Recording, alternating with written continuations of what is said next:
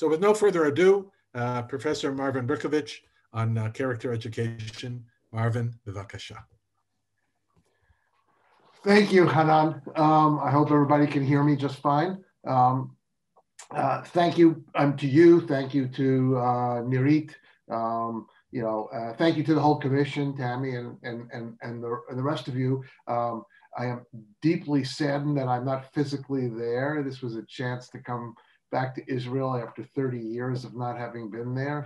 So the cost of COVID, you can add to that my sadness over not being able to make the trip to Israel, but hopefully we can do that in the future sometime. Special thanks, as you've already heard, to my friend and colleague Zahavit Gross for recommending me, and to the wisdom of the committee for listening to her. So I feel great time pressure for all this, so I want to move forward as quickly as I can. I am going to share my screen. I hope this all works well. We'll give it a shot and see if we can pull it off. And put it on slideshow.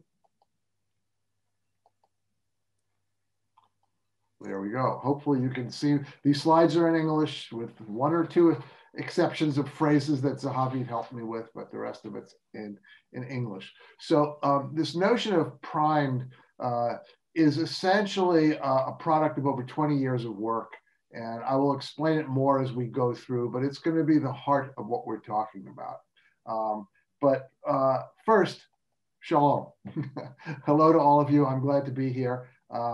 And I want to give you a sense of why I think this is an important topic, so you understand who I am and how I approach this.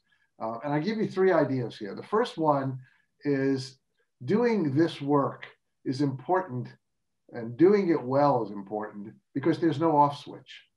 You can't avoid doing this.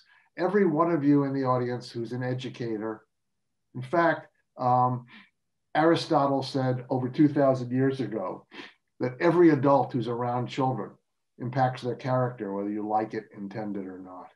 There's no choice in whether you do character education or values education and so on.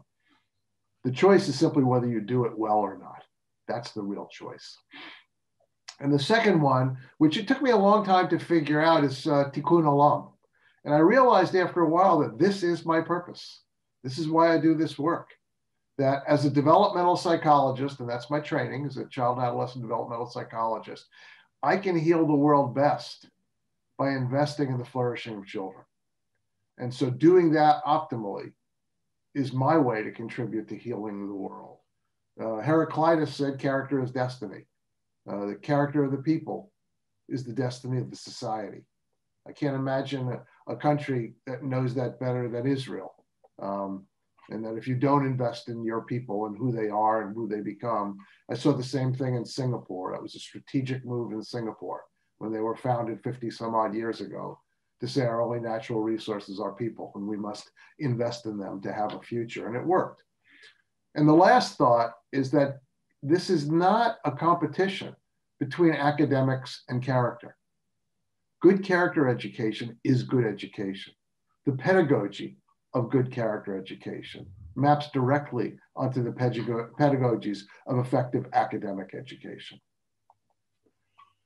And to quote, I'm going all over the map. You're going to see Buddha in here. You're going to see all sorts of people. We went back to ancient Hebrew wisdom and tikkun olam. I'm all over classic Greeks. But Teddy Roosevelt, former president of the United States, said to educate a person in mind and not in morals is to educate a menace to society. Simply making people masterful at academics with no moral compass is danger. I apologize if there was a translation of the PowerPoint because I just added this slide, and I realized I wanted to throw out very quickly 4 framing thoughts. And the first one's actually a joke, but it's one of the more insightful jokes that I know. So I'm actually going to tell you a joke now. So to the translators who had my PowerPoint in advance, I apologize, but I do want to say that I was listening to the English translation before I started speaking, and the translators are good. They are really good. I've worked with translators in lots of languages all over the place. They're fast and clear and accurate. It's impressive. So, so here's the joke, and this is always a mean thing to do to translators, to ask them to tell a joke. But there's a man who's walking down the street one night. And as he's walking down the street, he sees down at the end of the street another man. And that man is on his hands and knees underneath a street light, looking through the grass. And he's looking and looking and looking. So as the first man approaches him, he says, "Hi, did you lose something?" And the man on the ground says, "Yes, I lost my car keys. I can't get home." And so the man who was walking down the street said, "Well, let me help you," being a good Samaritan. He got down on the ground and started looking through the grass. Well, it was a small patch of grass. Very quickly, it was clear there were no keys in this patch of grass underneath the streetlight. And so he said to the man who had lost his keys, "Are you sure you lost your keys here?" And the man who lost his keys said, "No, I lost them about half a block back the other way." And the helper said, "Well, then why are we looking here?" And the man who lost his keys said, "Because the light is better." Think about it. That's what we do in character education all the time. We go where the light is better rather than where the keys are. If there's anything I accomplished today, is to help you start looking where the keys are rather than simply looking in the light, which everybody does all around the world. The second framing thought is backward design, an approach. Over and over, everywhere around the world, I see people use vague terms like values education, character education, social emotional learning, positive psychology, and democratic education, citizenship education, without digging deeply into what is it they're really trying to impact in children. And the only way to do this work well is to meticulously define what is it specifically that we want to change in the children that we are educating. And only then can we go backwards to methods and pedagogy. We can only choose our methods if we know precisely what the outcomes we're targeting are. And I do this all over the world, and I've been doing this for over 40 years, and this is almost another epidemic like COVID. The last one is a shift, and I'll come back to this one later, but it's a shift from focus on doing to being. The greatest impact that we have on children's character is by the way we be with them. That's butchering English. I don't know what the translators will do with that one, but it's the way of being that matters more than the specific practices we do. It's not that the practices don't work, but what's more powerful is who we are and how we are with children. And the last one is just this cautionary note that I think Hanan talked about and others did, what I call a semantic morass. As I say, I've worked in this field for over 40 years. I've worked under the title moral education, values education, character education, values in education, morology when I was working in Japan, positive psychology. The names change from region of the world to region of the world. They change over time. My advice is get over it and get past it. If you're trying to, as I'm going to tell you in a moment, I like to call it, if you're trying to nurture goodness in human beings, I don't care what you call it. And if you're using effective practices, I don't care what you call it. So forgive me for using the term character education. It's part of my job. I'm the McDonald Professor of Character Education, so I use that term. But I'm happy to switch to values education or social emotional learning, as long as we're precise about what we mean by it. So what is character? This is one way to frame character, and it comes from my colleague David Shields, who talked about these 4 domains. I don't have time in this talk to go into any depth in this. As you can see from this horrible graphic, I haven't figured out how to do this very well yet, but they overlap is the point. It's kind of like a 4-part Venn diagram. There's the moral piece, which has to do with ethics and goodness. There's the performance piece, which has to do with effectiveness. There's the intellectual piece that has to do with pursuit of knowledge and truth. And there's the civic piece, which is being able to contribute to society.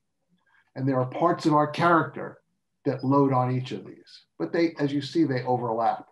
The real point of this one is know what aspects of character you're looking at. My heart says, please don't leave out the moral part, because I think it's the most important one. I remember years ago, when I was at the Air Force Academy, there was, I wish I remembered his name now, but he was an Israeli general who was giving a talk at the Air Force Academy. And he talked about this notion that they wanted to make sure that every soldier comes back human, and that we have to take care of them and make sure they're still human beings and we don't dehumanize them. And I thought it was brilliant to say, let's keep this moral compass there. So here's another definition of character, and this comes from an organization, which I should have fixed that on the bottom, because they've changed their name to character.org. They now use their URL as their name. So they're no longer the Character Ed Partnership, they're now character.org, if you search for them. But this goes back at least as far as Johann Pestalozzi, and probably back to the classic Greeks, and who knows where else. That good character has three parts. The cognitive piece, understanding. We need to teach to kids knowledge of character and to their capacity to reason and use reasoning to figure out character. There's an affective motivational piece, the caring about. We need to teach the kids' hearts. We need to get them to have the requisite moral emotions and other emotions, sympathy, empathy, compassion, and so on. And to have the right motivations. They have to care about this. If they simply have the head and know what our values are, but don't care about them, we fail. And lastly, there's a behavioral piece.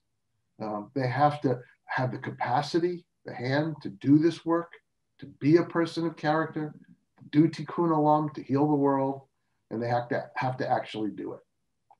So what is character education? Well, as I said, I tend to think about it a little differently. And here comes Buddha. I see it as a way of being, and a way of being with others. Now, this doesn't come from some mystical place. It comes from my work as a developmental psychologist. And I will tell you a quick thought experiment you can do for yourselves, but we don't have time to do now. I've done this all over the world. If you look inside yourself and say, what's one of my character strengths? What is something I hope people who know me well notice and appreciate about me? And there's no need to be humble about it, because we all have them, and you're not going to tell anybody. So just, you can think for yourself, but then ask yourself the more difficult question. How did I become that kind of person? What shaped me? What formed me? And I'll tell you quickly what I hear all over the world. The most common one is one or both of my parents had this characteristic and modeled it for me. You can think for yourselves if that was the case. For some other people, it's some other significant adult in my life had this characteristic and was a model for that. And then for some people, it's the negative models, usually a parent. One or both of my parents didn't have this. They were violent, they were dishonest, they were weak, they were abusive, they were whatever. And I vowed I would never end up like that. And then some people talk about life trauma, that life trauma brought out of me a character strength that was necessary. And for some people, it was simply a self project, that I decided this is the way I want to be. And I deliberately worked to be that way. Nobody has ever told me in answer to this question that my character came from a curriculum, that my character came from a lesson, that my character came from a school assembly where we got together and sang songs about character. No one ever told me that it came from a poster on a wall. No one ever told me it came from a reward that I got or someone else got for character. No one's ever told me that's where their character came from. So that's this notion of the way to effectively impact character is by how we be, how we are with others. And for most educators, it's changing our way of being. It's new. So this is the definition I'm using now, and I have a book coming out in April on this model of primed, and I'm calling it Nurturing the Flourishing of Human Goodness. And I love this quote from Paul Houston. who said our schools are perfectly designed for the results we're getting. If we don't like the results, we need to redesign the schools. Every one of you who is a principal of a school, the head of a school, or the head of a classroom, just a teacher, you can think about, are you getting the academic achievement that you wanted, ideally? Are you getting the behavior change and the development that you wanted, ideally? And if you're honest, you'll say no, you probably fell short of that mark. Well, unless you redesign the way you are and the way your classroom and schools are, you're crazy, because insanity is doing the same things over and over, expecting different results. So this is the model now I'm going to rip through pretty quickly. It's called primed, and it's simply the first letter of each of these 6 big ideas. I now call the prime model 6 design principles for character education. Now I know, and Odette wisely said we're looking at moving from knowledge to practice. We want to take care of that, right? And that's really what I want. What we did, the way this came about, is we spent 20 years collecting those practices, collecting the evidence-based practices by scouring the research. And as we did that, we had this long, long list of what is effective practice. All sorts of different things, like doing cooperative learning and class meetings and cross-age buddying and integrating it into the curriculum and on and on and on. We had all of this, and we've written on this. We have papers on this. And then slowly I started realizing these things tended to cluster. And they clustered under these 6 categories. And these 6 categories then became sort of meta categories that are really ways of approaching how we think about our schools. They're principles for designing school improvement. And so underneath each of these are specific practices. And I'll allude to some of them. What I'm used to doing is full day, full week workshops on prime, taking the same thing I give you in 10 or 15 minutes and spending days or weeks or a whole semester or a year on it. My Leadership Academy for Principals is an entire year-long academy. And I will give a shout out right now to Lior Zoref, who's listening in, who is an Israeli high school principal who's living in the US for 2 years. And so he's going through my Leadership Academy while he's here. So he's listening in because I told him about the conference. So this is a whirlwind tour, and I will not be able to do much on the specifics, but we have written this, and the book will be out in April, and it goes through all of the practices and so on. So let's, just before we get into that, to tell you that in 2018, the US Department of Education identified PRIMED as one of 5 evidence-based national prevention recommendations for school safety, which I was stunned at because I hadn't written it up yet. They heard me speak at a national conference and they realized this was a good one. So somehow it got in there. I was pretty amazed. And this is the information for my forthcoming book. By the way, at the end, I'll put up a slide with my email address. The organizers have my email address. If you want to, somebody can stick it into the chat while I'm speaking. Feel free to contact me. All I ask you to do is, 1, do it in English, because I don't speak Hebrew or Arabic. I have to go to one of my colleagues to figure out what it says. 2, let me know who you are clearly. That I listened in on your talk for Israel or whatever. And very specifically, what are you asking me? I get emails all the time. Hi, this is Joe. What's the name of the book?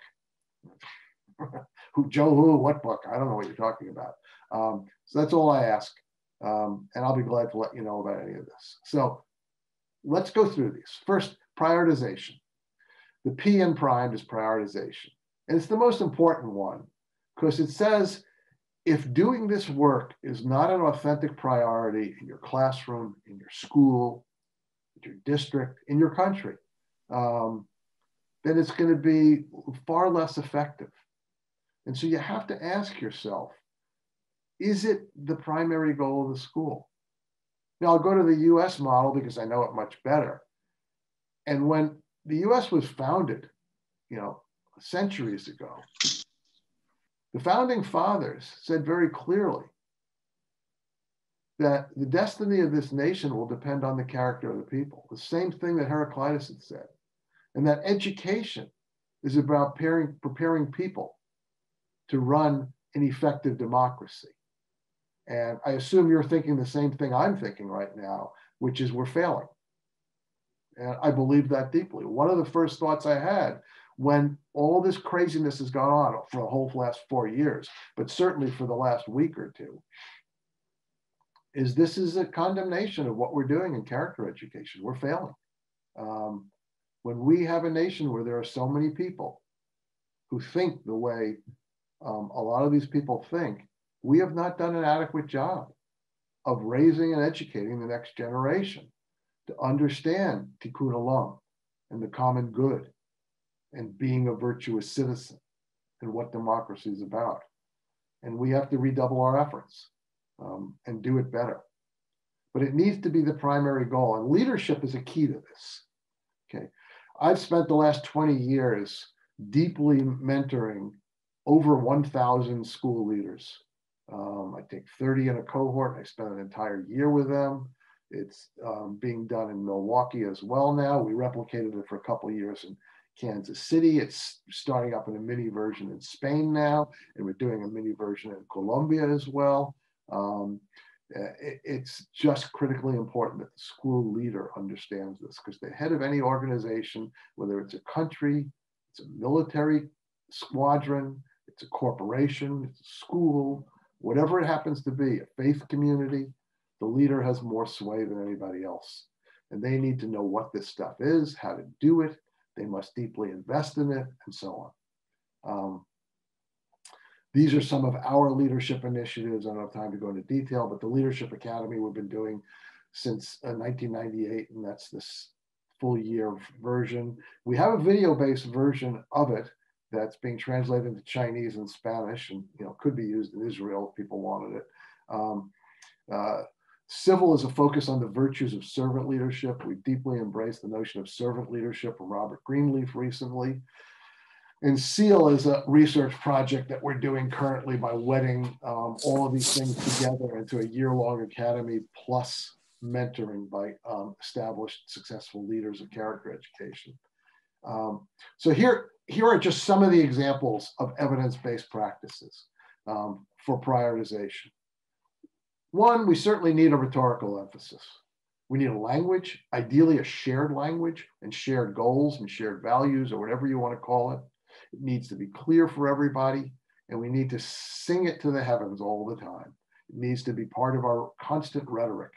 I remember when I was working with the Ministry of Education in Singapore, the then Minister of Education was renowned for the fact that every single speech he ever gave focused on character.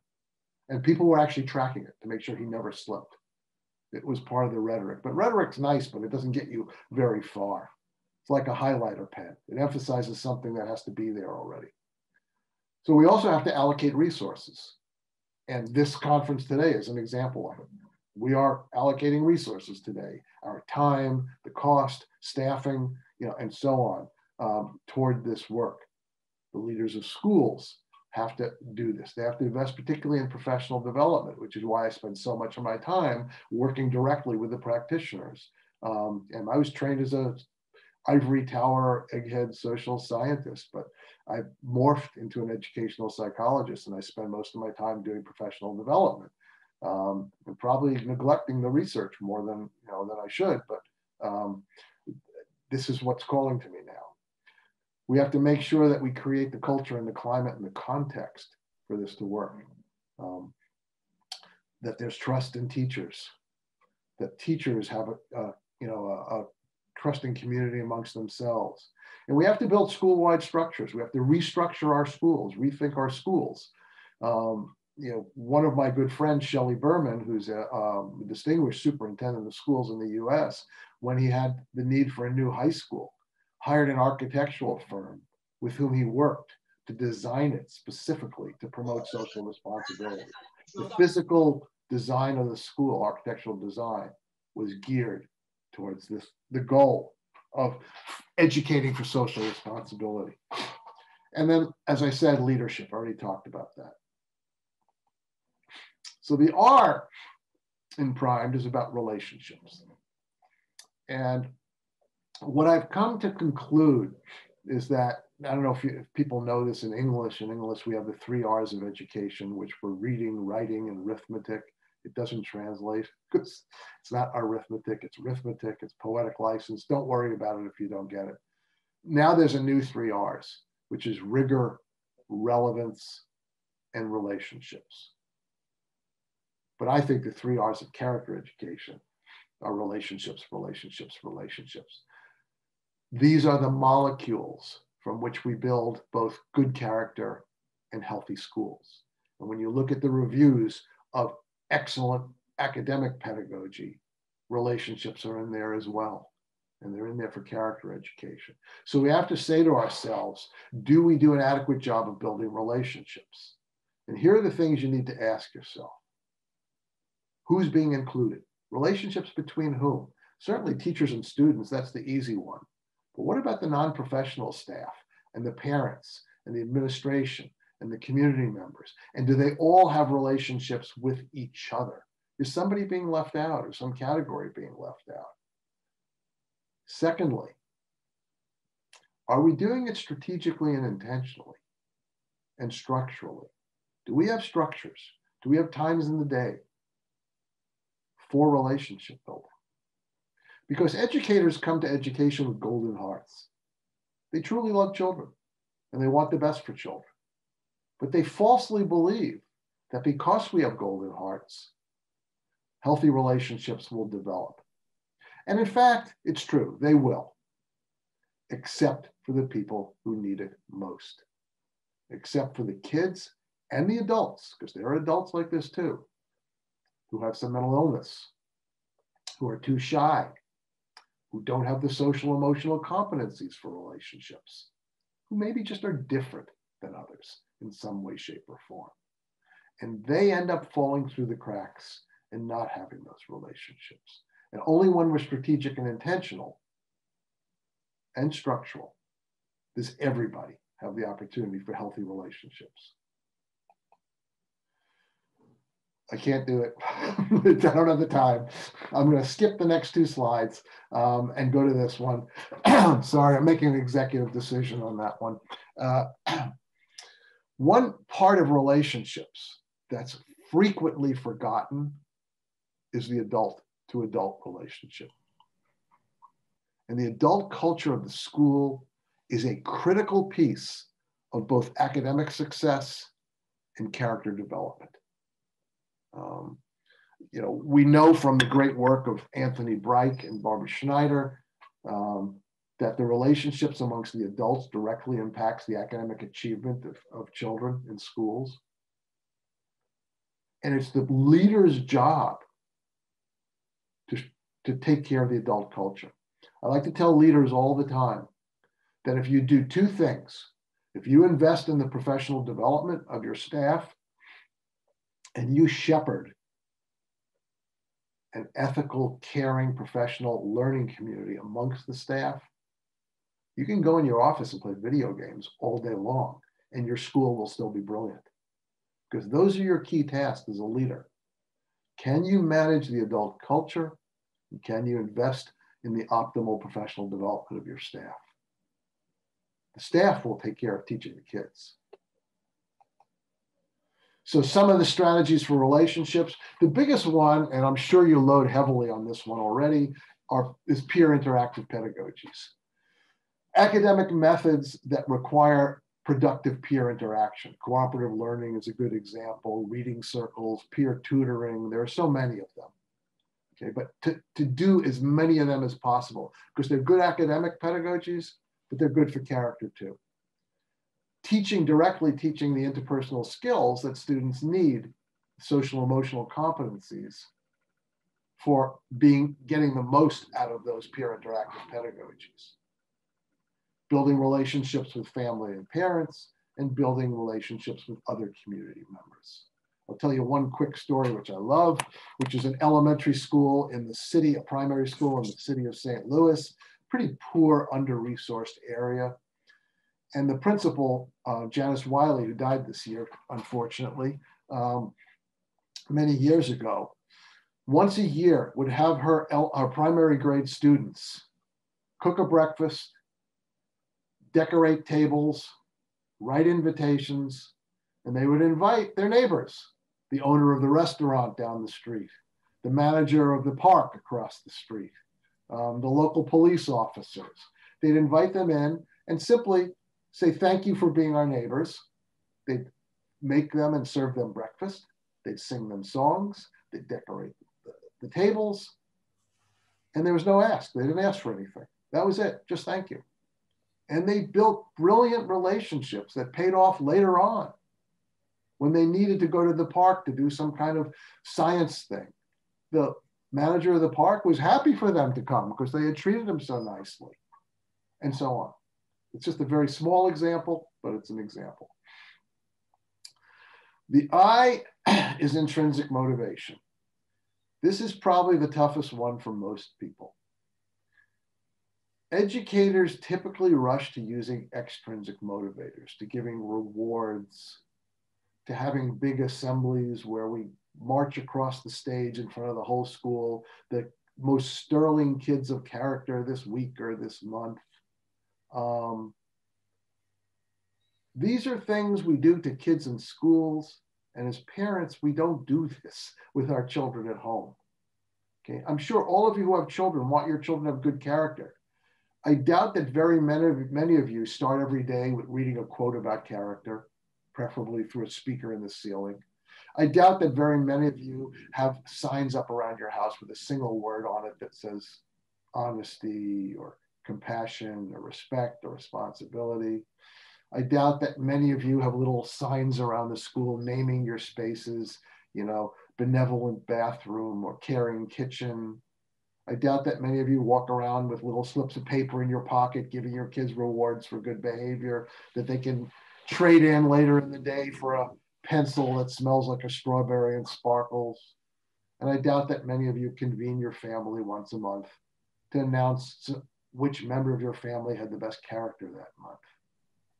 I doubt that you do those things with your family. I know that you don't. But we do them in schools all the time, and they don't work.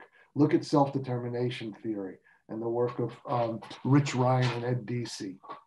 Some of these things actually undermine the internalization of the very values you're trying to promote. So we need to know what really works.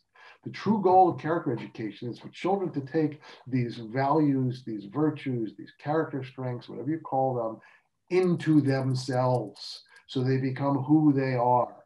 And wherever they go, they take them with them. I remember this poignant conversation with my son, who's now doing wonderful and working at Apple and living in Silicon Valley, but he struggled mightily in adolescence. Toward the end of his adolescence and early adulthood, he had this great idea. He was just going to pull up roots and move to another place, start all over, start afresh. And I said to him, I said, Danny, it's an interesting plan, but there's a problem with your plan. And he said, what's the problem? And I said, unfortunately, when you go to Arizona, that's where he wanted to go, you have to take you with you. And all this stuff is inside of you. It's not the place, it's you. What we want is to get the good stuff inside of these kids. And there are different pedagogical strategies for that. I mentioned self-determination theory. Google it. Marvin, I hate to interrupt you, but we need to try and wrap up. So I sent you a chat. If you can try and wrap up in another couple of minutes, we'd really appreciate it because we have two other speakers on the panel. Will do. Okay, not a problem. So I'm not going to go through the methods of this, obviously. We're just going to tell you the other three ideas very quickly. This one's the easy one. The adults in the school have to be the character they want to see in students. The M is for modeling. You can't be a hypocrite. They're watching you constantly. And the most important thing you can do is be the character you want to see in kids. Gandhi said, be the change you want to see in the world. I say, be the character you want to see in students. The E is for empowerment. I don't think that's a hard one in Israel, but I don't know well enough. In any democratic society, we really need to think about fostering the development of future democratic citizens. And as John Dewey taught us and others have taught us, you don't become a democratic citizen by learning about it. Become a democratic citizen by experiencing the power of your voice in the common sphere searching for the common good. So we have to flatten governance structures in classrooms and schools and enact more empowering pedagogies. Dietrich Bonhoeffer says the first service that one owes to others in community consists in listening to them. We have to make space for voice, and that's adults and kids. And lastly, a developmental pedagogy. We have to think long-term. The goal of this is who these people will be later on. I mean, in Israel, all these kids are going to serve in the military, as far as I understand it. Who are they going to be when they're serving in the military? And then later in life, when they're teachers or lawyers or doctors or farmers or whatever they're going to be, what kind of people will they be then? And it's a different pedagogy between teaching for learning facts now and changing behavior now than it is to invest in the long-term development of kids. As one of my, I'll finish with this thought, one of my colleagues said years ago, a brilliant principle, he said, children don't develop in straight lines. And I think that's a very powerful notion. And so I'm going to close with that and say, hopefully this gives you a window into how to think about effective practice in character education and how to redesign your schools and your classrooms so they optimally foster the development of human goodness. Thank you.